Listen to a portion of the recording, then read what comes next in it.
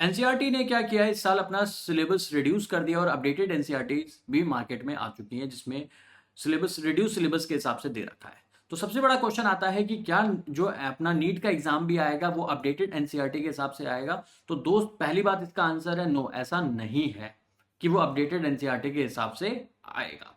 इस बात पे सिंपल सी एक मैं तुमसे रिवर्स क्वेश्चन पूछता हूं, मेरे को ये बता दो तुम कि जो नीट का एग्जाम होता है क्या वो सिर्फ सीबीएसई बोर्ड के बच्चे देते हैं? नहीं, सिंपल सी बात है, ऐसा नहीं है कि सिर्फ सीबीएसई बोर्ड के एग्जाम दे रहे हैं, पूरा स्टेट बॉडीज इंक्लूडेड है यहाँ पे, स्टेट की जो बोर्ड्स चल रहे हैं वो भी इंक्लूडेड है, सीबीएसई भी है। तो सिर्फ और सिर्फ सीबीएसई या एनसीईआरटी एक ऐसी बॉडी नहीं है जिसके हिसाब से नीट का सिलेबस रखा जाए। तो ये एक सबसे बड़ा लॉजिक है जिससे मैं कह सकता हूं कि नीट 2024 पे इसका कोई खास इंपैक्ट नहीं होने वाला। दूसरी बात, अगर आपने उस रिड्यूस सिलेबस को देखा है तो अगर आप उस चीज को थोड़ा एनालाइज करेंगे तो मोस्टली जो उन्होंने रिडक्शन किया है 80%, अगर मैं फिजिक्स की मैं बात करूं तो वो वही टॉपिक्स करे हैं जो नीट में नहीं आते, या फिर कॉम्पिटिटिव एग्जाम में अगर देखा जाए तो उसके क्वेश्चन नहीं बन सकते, जैसे कि डेफिनेशन बेस्ड या डेरिवेशन बेस्ड चीजें हों या एक्सपेरिमेंट्स जो हों, उन सारी चीजों को रिड्यूस किया गया। तो मोर और लेस मैं बात करूं तो एनसीईआरटी को इस तरीके से बनाने की कोशिश की गई है कि वो नीट या जेई स्पेसिफिक ज्यादा हो सके। तो impact of on JEE mains या नीट मैं बोलूं तो रिड्यूस सिलेबस का नहीं होने वाला। ठीक है, और ये चीज मैं अपने हिसाब से नहीं बोल रहा हूं, जो एनटीए अपना जो ब्रोशर निकाला था 2023 में उन्होंने यहां पे मेंशन भी कर रखा है बहुत क्लियरली। देखिए लिखा है, furthermore to rationalise the decision of reduction in the syllabus by various school education board, the NTA has taken a decision to provide choice in section B for each of these 4 subjects। ठीक है, तो NTA ने क्या किया है कि जो भी सिलेबस रिडक्शन हुआ है, ऑब्वियसली बात है सिर्फ एनसीईआरटी में हुआ है, स्टेट बोर्ड की किताबों में नहीं हुआ है अभी। तो इस डिसीजन को रैशनलाइज करने के लिए उन्होंने क्या किया है, सेक्शन बी में क्या कर रखा है, उन्होंने ऑप्शंस दे रखे हैं। मतलब जो एक्स्ट्रा 5 क्वेश्चंस आ रहे हैं ना, ऑप्शंस दे दिए कि वो आपको कर रखा है कि ठीक है तुमने अगर नहीं पढ़ा तो मत करना, तुम्हारे लिए ये वाला अवेलेबल क्वेश्चन है। तो इस डिसीजन को रैशनलाइज करने के लिए उन्होंने ये इंपैक्ट किया है कि सेक्शन बी में तुम्हें 5 एक्स्ट्रा क्वेश्चन दे दिए 10 की जगह। ठीक है, तो अपडेटेड सिलेबस के हिसाब से मत ये रहो कि पूरा आएगा, बिकॉज तुम्हारे कैरियर का सवाल है। आप पूरे सिलेबस के हिसाब से जैसे आपने नीट 2023 के लिए प्रिपरेशन करी थी वैसे करिए। दूसरा मैं एक और लॉजिक आपको देना चाहता हूं कि एक्सरे नामक चैप्टर तो काफी पहले हटा दिया गया था, बट इस साल आपने देखा एक्सरे पे सवाल आया था आपके नीट का नीट 2023 के एग्जामिनेशन में। तो अगेन मैं वही बात कह रहा हूं कि एग्जाम में क्वेश्चंस आ सकते हैं उस पार्ट से भी जो हटाया जा चुका है। ठीक है, अब मैं बात करता हूं कि भाई जो हटाया गया है वो पार्ट क्या है, उसको देखो 80% टाइम वही चीज हटाई गई है जिससे नीट में सवाल नहीं आती। तो मोर और लेस रिड्यूस सिलेबस जो है काफी लॉजिकल एस्पेक्ट पे किया गया है। कुछ जगह कुछ चीजें ऑब्वियसली बात है ऐसी हटा दी गई जिनका कोई बहुत लॉजिक नहीं बनता था। ठीक है, तो अब मैं बताता हूं कि भाई क्या क्या चीजें हटी गई हैं। जैसे चैप्टर 1 में बात करें, What is physics? Scope and experiment of physics, physics, technology and society, fundamental forces, nature of physical law। इन किसी भी टॉपिक पे आज तक जीवन में एक भी पीवाईक्यू देखा है क्या? नहीं देखा है, सिंपल सी बात। Measurement of length, measurement of mass, time, ठीक है, ये सब कभी नहीं पूछा गया कि कैसे करते हैं। हमें पता है इसकी यूनिट ये होती है, इसका फॉर्मूला ये होता है। तो ये सारी सवाल है, जो चीज नहीं आती है नया कॉम्पिटेटिव एग्जाम में वो हटाएंगे। Accuracy, precision of instrument and error in the measurement, हाँ ये एक जरूर चीज थी जो बार बार पूछी जाती थी और काफी हाई वेटेज वाले, मतलब हर साल पूछी जा रही थी। तो ये एक चीज है कि जो एग्जाम में पूछी जाती है और हटाई गई है। मैं येलो वाली पार्ट बता देता हूं, वो पार्ट है जो एग्जाम में पूछा जाता है और एनसीईआरटी के हिसाब से हटाया गया है। बट मेरी एडवाइस यही है कि प्लीज इस पार्ट को भी आप स्टडी कर ले, बिकॉज ऑब्वियसली बात है सिर्फ और सिर्फ एनसीईआरटी जिस स्कूल्स में चल रही है सिर्फ वही नीट में पार्टिसिपेट नहीं कर रहे हैं। नीट में पैन इंडिया सारे स्टेट बोर्ड्स भी आ रहे हैं। अब ऑब्वियसली बात है position, path length and displacement की बात करें तो इनके बिना तो आप काइनेमेटिक्स पढ़ा ही नहीं सकते। ठीक है, तो ये पूरे पूरे टॉपिक्स नहीं हटे हैं। ठीक है, तो इसमें क्वेश्चन आएगा ही आएगा। Average velocity and average speed, obviously बात है इस पे भी सवाल आएगा ही आएगा और पूछा जाता है। तो ये वो तुम ऐसा समझो कि तुम्हें पढ़ना ही पढ़ना है। तो जो पढ़ना है इन्होंने हटा दिया है, फिर भी पढ़ना है, उसे मैं ऑरेंज कर दे रहा हूं।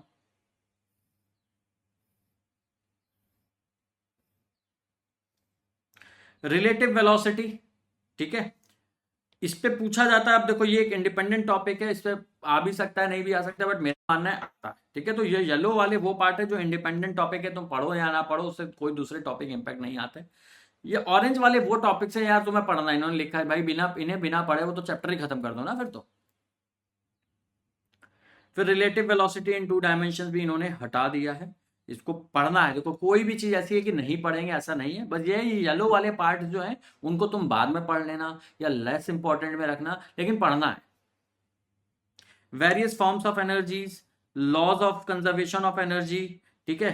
तो law of conservation of energy की मैं बात करूं या फिर जो वर्क एनर्जी थ्योरम आती है, भाई वर्क एनर्जी वाला जो चैप्टर उसमें कैलकुलेशन ऑफ वर्क था, और बेसिकली जो नेक्स्ट चीज थी वो वर्क एनर्जी थ्योरम थी, तो वो आएगी ही आएगी। तो इस पे तुम ये मत रिलाई करो कि ये नहीं आएगा।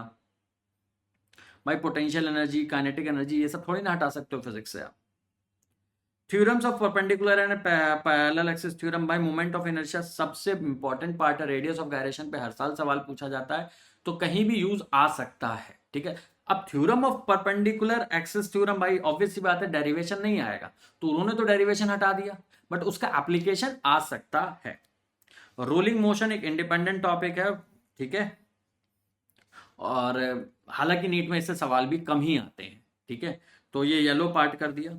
जियो स्टेशनरी एंड पोलर सैटेलाइट, ये एक इंडिपेंडेंट टॉपिक है, नीट में कभी सवाल नहीं पूछा जाता।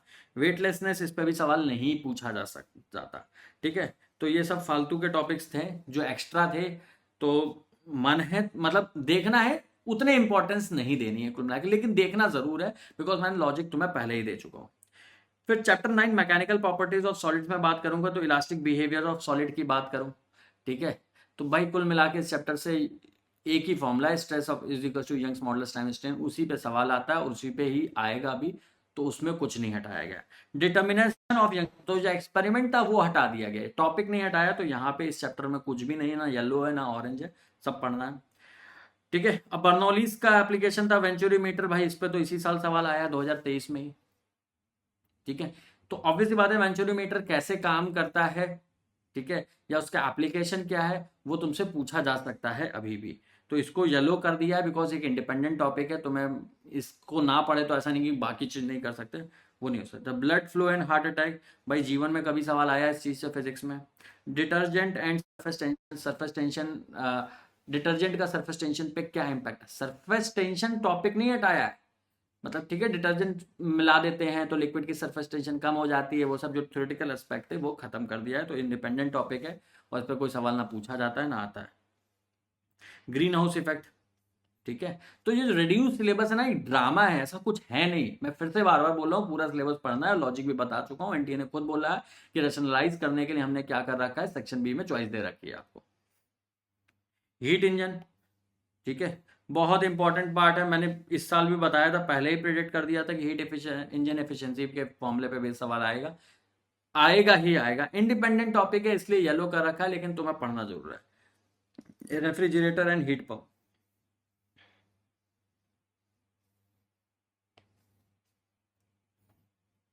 पढ़ना है। Specific heat capacity of water, याद है यार, ठीक है, ठीक है, 1 कैलोरीज पर ग्राम होती है, बहुत बड़ी बात नहीं, हटा दी।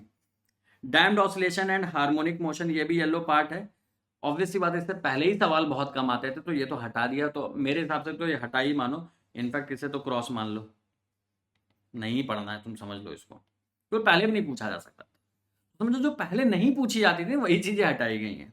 Force oscillation and resonance, very good, हटा दिया, तो मेरे से पहले से ही हटा हुआ था। इंडिपेंडेंट टॉपिक है, ठीक है, मैं इसे येलो से भी हटा दे रहा, सिर्फ ये कट कर दिए, बहुत बढ़िया बातें हैं। डॉपलर इफेक्ट, ये एक येलो पार्ट है जो इंडिपेंडेंट टॉपिक है, लेकिन नीट पहले तो बहुत पूछा गया है, तो मुझे लगता है कभी भी आ सकता है, भले ही सेक्शन बी में आए, आ सकता है, ठीक है, तो इसे येलो कर दिया है, ठीक है। अब इन अकॉर्डिंग टू, ठीक है, खत्म हो गया। अब आते हैं क्लास 12 की फिजिक्स में, तो क्लास 12 में बात करेंगे इलेक्ट्रिक चार्ज, भाई चार्ज है, ऐसा नहीं कि हटा दिया, उसमें डिलीट ओनली एक्टिविटी, भाई पेपर रट कर रहे हैं बाल में, ये एक्टिविटी फैक्टिविटी वाली सारी हरकतें खत्म हो गई। कंडक्टर एंड इंसुलेटर, ठीक है। तो कंसेप्ट ऑफ अर्थिंग, ऑब्वियस सी बात है, जेई मेंस में पहले सवाल आते थे लेकिन नीट में नहीं आते थे पहले भी, ठीक है। अर्थिंग मतलब पोटेंशियल जीरो करने, कंसेंट्रिक सेल वाले क्वेश्चंस मेंस में आते थे, नहीं आते थे नीट में। अब और नहीं आएंगे और अच्छी बात है, ठीक है। येलो कर दिया, इंडिपेंडेंट टॉपिक है, मेंस वाले बच्चे अभी भी पढ़ सकते हैं। चार्जिंग बाय इंडक्शन एक प्रोसेस है, थ्योरेटिकल सवाल है, नहीं आता, ऑब्वियस बात है, क्वेश्चन बनते ही नहीं यार इन पे कभी। Energy stored in capacitor, delete only derivation, सवाल अभी भी आ सकता है तो कुछ भी डिलीट नहीं हुआ है।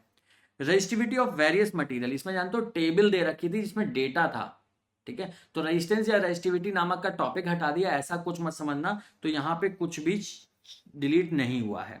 अब यहाँ पे colour code for carbon register, देखो इसी साल 2023 में सवाल पूछा है, 2024 में भी पूछ सकते हैं, येलो पार्ट है, इंडिपेंडेंट टॉपिक है। ये नहीं पढ़ोगे तो ऐसा नहीं है कि करंट इलेक्ट्रिसिटी में कुछ समझ में नहीं आएगा, सब कुछ समझ में आएगा, लेकिन पढ़ लेना बहुत बड़ी बात है नहीं। Combination of register series and parallel, मतलब आप तो अगर ये हटा रहे हो तो भाई लॉजिक ही नहीं ना हटाने का, ये ऑरेंज में भाई सीरीज पैरेलल हटा दिया तो भाई करंट इलेक्ट्रिसिटी से मतलब सर्किट सॉल्विंग ही हटा दी कि भाई कोई सर्किट सॉल्व ही नहीं करना, बिकॉज इसका एप्लीकेशन सीरीज एंड पैरेलल का तो सर्किट सॉल्विंग में आना ही आना है। मेरी बात आ रही समझ में? तो technically derivation of series and parallel वो हटाया गया है, लेकिन हाँ इसका एप्लीकेशन सर्किट सॉल्विंग में होता है तो पढ़ना ही पढ़ना है। मीटर ब्रिज एंड पोटेंशियोमीटर, ये एक इंडिपेंडेंट टॉपिक है जो मुझे नहीं लगता कि हटाया जाएगा, इन्होंने यहाँ पे लिख रखा है, लेकिन तुम्हें पढ़ना है। वेलोसिटी सिलेक्टर, पहले भी बहुत पहले सवाल आते थे इधर, तो 5-10 साल से इनसे सवाल आना बंद हो गया, हटा दिया एनसीईआरटी से, बहुत बढ़िया थ्योरेटिकल सवाल है। वैसे वर्टिकल वेलोसिटी सेलेक्टर से रेडियस का फॉर्मूला निकल के आता था, are is equal to mv/qb, वो हम अभी भी पढ़ रहे हैं, तो ये हटाए चाहे ना हटाए उससे कोई हमें फर्क नहीं पड़ रहा। साइक्लोट्रॉन हटा दिया, अच्छी बात करी, लेकिन हाँ साइक्लोट्रॉन से पहले भी सवाल नहीं आते थे, ठीक है, हर साल मैं बता देता था लेकिन आते नहीं थे। टॉरॉइड एक ऐसी चीज है कि भाई सोलिनॉइड है तो टॉरॉइड पढ़ने में क्या बुराई है, सेम फॉर्मूला होता है, तो ये एक येलो पार्ट है, इंडिपेंडेंट पार्ट है इससे, लेकिन हाँ पढ़ना है। The magnetic dipole movement of revolving electron, पहले भी नीट में बहुत पहले सवाल आया था 2016 में, उसके बाद नहीं देखने को मिला और एक फिक्स सवाल बनता है तो ये भी नहीं पूछा जा सकता, तो ऐसा समझ लो कि जो नीट में सवाल पूछे जाते हैं उसमें कोई रिडक्शन नहीं हुआ है। Bar magnet as an equivalent solenoid, delete only mathematical treatment, फॉर्मूले तुम्हें याद रखने हैं, बी एक्सियल पे 2m/μ0/4 pi into 2m/r cube, और इक्वेटोरियल पोजीशन पे माइनस का μ0/4 पाई माइनस m/r क्यूब, तो फॉर्मूले तुम्हें याद रखने हैं। ऑब्वियस सी बात है नीट में वैसे भी तुम डेरिवेशन का भी करने ही रहते हैं, ठीक है, तो यहाँ पे तुम समझ लो कोई रिडक्शन नहीं है। The dipole in uniform magnetic field, delete only mathematic treatment, तो टॉर्क पोटेंशियल एनर्जी वाले रिलेशन उनके बस फॉर्मूले ध्यान रखने हैं, डेरिवेशन, अरे कुल मिला के जैसे हम लोग यूट्यूब पर पढ़ा रहे थे ना, डायरेक्ट फॉर्मूला बता देते थे, क्वेश्चन प्रैक्टिस कराते थे, वही करना है। ये एनसीईआरटी भी कह रही है कि डेरिवेशन हटाओ, क्यों टाइम पास कर रहे हो बच्चों का, फॉर्मूला बताओ और question more and more solve कराओ। अर्थ मैग्नेटिज्म मैं कहूंगा एक इंडिपेंडेंट टॉपिक है, कम क्वेश्चन पूछे जाते थे, लेकिन यार मतलब पूछे जा सकते हैं तो पढ़ लेना, लेकिन हाँ ऑब्वियस सी बात है उतना इंपॉर्टेंट है नहीं, लेस इंपॉर्टेंट में इसको रखो, लेकिन पढ़ लेना, बहुत लेस क्या लीस्ट इंपॉर्टेंट, येलो वाले तो पहले से ही लेस इंपॉर्टेंट है, इसे लीस्ट इंपॉर्टेंट में रखो, लेकिन हाँ देख लेना है, मुझे ऐसा लगता है। पैरामैग्नेटिज्म में ड्यूरी ड्यूरी मतलब क्यूरी लॉ से डेरिवेट किया है, तो कौन सा बहुत बड़ा आता, ससेप्टिबिलिटी इनवर्सली प्रोपोर्शनल टेम्परेचर, सबको याद होता है, तो देख लेना, बहुत बड़ी चीज नहीं है, 1 मिनट की चीज है। फेरोमैग्नेटिज्म में delete only Curie temperature and hysteresis, 2 minute का टॉपिक, ऐसे डिलीट करके कोई एहसान नहीं कर रहे हो भाई। Paramagnets and electromagnets, permanent magnet and electromagnet, वही कोरेसिविटी एंड रिटेंटिविटी वाली जो चीज होती है, तो कुल मिला के अगर ये डिलीट मान भी लूँ तो 5 मिनट का कंटेंट डिलीट किया है, बेटर अब पढ़ लेना। एनर्जी कंसिडरेशन है क्वांटिटेटिव स्टडी, इलेक्ट्रोमैग्नेटिक इंडक्शन, ठीक है, इस पर सवाल नहीं आता था, एडी करंट्स पे सवाल नहीं आता था, हटा दिया, बिल्कुल बात है, मतलब ईएमआई में कुछ भी नहीं हटा है, ठीक है, सिंपल समझ लो कुछ नहीं समझ हटा है। ऑल्टरनेटिंग करंट में बात करते हैं, magnetisation and demagnetisation of inductor, पहले भी सवाल नहीं आते थे, अभी भी नहीं आएंगे, बहुत बढ़िया बात है। Charging and discharging of capacitor, ठीक है, तो चार्जिंग एंड डिस्चार्जिंग ये तो भाई कैपेसिटेंस वाले चैप्टर में आता है, तो ठीक है, वही जो आरसी सर्किट के सवाल आते थे टाइम कांस्टेंट वाले वो। अब आए चाहे ना आए, ठीक है, तुम एक बार देख सकते हो, इंडिपेंडेंट टॉपिक है, अगर नहीं पढ़ोगे तो ऐसा नहीं कि फिजिक्स नहीं समझ में आएगी या चैप्टर में कुछ समझ में नहीं आएगा, पढ़ो, हटाया जा सकता है। तो जो इंडिपेंडेंट पार्ट है ना, जिससे पूरा चैप्टर रिलेट नहीं हो रहा, उन्हें हटाना समझ में आता है, लेकिन जो ऑरेंज वाला पार्ट है वो हटाना तो बिल्कुल भी कहीं से भी लॉजिकल नहीं है। Analytical solution of LCR circuit, भाई क्यों नहीं पढ़ेंगे एनालिटिकल सर्किट? वही तो पूछते हो, इम्पिडेंस पूछते हो, करंट पूछते हो, तो इम्पिडेंस मतलब उनका हटा दो, मतलब उन्होंने जो डेरिवेशन कर रखा है वो हटा दो, लेकिन जैसे मैं पढ़ाता हूँ ना आप लोग को यूट्यूब पे, वो चीज़ तो आएगी, सवाल वैसा ही आएगा, इस साल भी पूछा गया था। रेजोनेंस, डिलीट ओनली शार्पनेस, मतलब क्वालिटी फैक्टर का फॉर्मूला हटा देना है भाई। तो एक्स बाय आर होता है, बहुत बड़ा फॉर्मूला, तो हटा नहीं दिया, तो कोई बहुत मदद हो नहीं रही है इसे हटाना ना हटाना से। एलसी ऑसिलेशंस की अगर बच्चा पार्टी में बात करूं, हाँ तो ये एलसी ऑसिलेशन की बात करूं, सवाल इन्होंने 2023 में पूछा इस पे, ठीक है, और कह रहे हैं हटा दो, ठीक है। तो भाई एक ही फॉर्मूला है एलसी ऑसिलेशन में, frequency is equal to 1/2 pi root over LC, उसी फॉर्मूले पर सवाल भी पूछा और कह रहे हैं 2026 के लिए हटा दी, मान लिया, लेकिन एक ही फॉर्मूला था, तो कोई बहुत बड़ा आसान किया नहीं है एनसीईआरटी जी आपने नीट एस्पिरेंट्स पे। ईएमआई की बात करते हैं, nature of electromagnetic wave, delete only about ether part. Ether part समझ रहे हो क्या है? पहले माना जाता था कि अर्थ से लेके सन के बीच में एक मीडियम है जिसे एथर कहा जाता है, ईएम वेव उस एथर मीडियम में ट्रेवल करती है। फिर बाद में थ्योरी आई कि नहीं, कोई मीडियम नहीं है, वैक्यूम में, और वैक्यूम में ट्रेवल कर सकती है। तो इन थ्योरी पे वैसे भी सवाल नहीं आता, ठीक है, तो कुछ भी कट नहीं किया है, कोई क्या कहते हैं हमारे पे एहसान नहीं किया ईएमआई चैप्टर में। फिर refraction, delete only advanced sunrise and delay sunset, मतलब ठीक है, सूर्योदय होने से पहले ही रोशनी क्यों दिखने लगती है, सनसेट के बाद भी रोशनी क्यों दिखती है। ऑब्वियस सी बात है, इस थ्योरेटिकल चीज़ों पे सवाल नहीं आते हैं नीट में, तो कोई नहीं हुआ। मिराज टीआईआर का एप्लीकेशन है, डायमंड टीआईआर का एप्लीकेशन है, यही सवाल आता था, which of the following effect आज ड्यू टू टीआईआर, सबको रटा हुआ है, तो कोई मदद नहीं है इससे। Some natural phenomena due to sunlight की अगर मैं बात करूं, ऑब्वियस सी बात है, इस पे भी सवाल नहीं आते थे, रेनबो पे, स्कैटरिंग ऑफ लाइट, इन सब पे कोई सवाल नहीं है, तो रे ऑप्टिक्स से कुछ भी ऐसा डिलीट नहीं हुआ, तुमका सिलेबस कंप्लीट हो गया। Doppler effect of light, Doppler effect वहां पे हटाया है, तो डॉपलर इफेक्ट ऑफ लाइट यहाँ पे भी हटा सकते हैं, इसलिए येलो पार्ट है, इंडिपेंडेंट पार्ट है, फॉर्मूले हैं शिफ्ट डॉपलर शिफ्ट के, वो देख सकते हैं चाहे तो। Interference of light wave and Young's experiment, written the final expression, देखो लिख रखा है, written the final expression for dark and branch, मतलब कुल मिला के कह रहे हैं यूट्यूब पे जैसे टीचर पढ़ा रहे हैं वैसे ही पढ़ाओ तुम लोग भी। एनसीईआरटी वाले सीबीएसई को बोल रहे हैं कि फॉर्मूले बताओ, सवाल प्रैक्टिस कराओ, क्या फालतू के डेरिवेशन करा, ठीक है। तो कुछ डिलीट नहीं है, diffraction, written only qualitative treatment, ठीक है, तो डिफ्रैक्शन में भी डेरिवेशन हटा दिया है, कुछ नहीं गायब हुआ है। Resolving power of optical instrument, हाँ ये जरूर है कि ये formula 1.22 lambda F by D. अब तुम देखो बच्चा पार्टी, मैं पिछले 4 साल से यूट्यूब पर पढ़ा रहा हूँ, एक बार भी ये फॉर्मूला नहीं बताया, ना इस पर सवाल आता है ना आएगा, ठीक है, तो ये हटा ही दो तो बढ़िया बात है, इसे येलो भी क्यों करना। वैलिडिटी ऑफ रे ऑप्टिक्स, कब ऑप्टिक्स एप्लीकेबल है क्या नहीं है, ये तो कभी सोचा ही नहीं, सवाल आता है सॉल्व कर देते हैं, तो ऑब्वियसली बात है, इस पर भी नीट में कोई सवाल नहीं बनता। पोलराइजेशन बाय स्कैटरिंग सवाल नहीं बनता, पोलराइजेशन पे सवाल आता है मैलस का लॉ पे, वो अभी भी है। पोलराइजेशन बाय रिफ्लेक्शन, इस पे सवाल नहीं बनता। पोलराइजेशन बाय रिफ्रैक्शन बनता है, ठीक है, पोलराइजेशन बाय रिफ्रैक्शन बनता है और मैलस लॉ बनता है, वो दोनों हैं अभी भी सिलेबस पे, तो जो मैं पढ़ा रहा था वो अभी भी है। फिर डुअल नेचर पे आए थे, wave nature of matter, delete only derivation for D wave, तो डेरिवेशन ही गायब है, कुछ भी नहीं गायब है। डेविसन एंड जर्मन एक्सपेरिमेंट गायब कर देना है, चलो ठीक है, पहले भी गायब था, लेकिन इंडिपेंडेंट पार्ट है, देख सकते हो चाहो तो। खत्म। स्पेक्ट्रल सीरीज, भाई पता नहीं क्यों हटाएंगे, नहीं हटाया जा सकता, ऑरेंज है ये।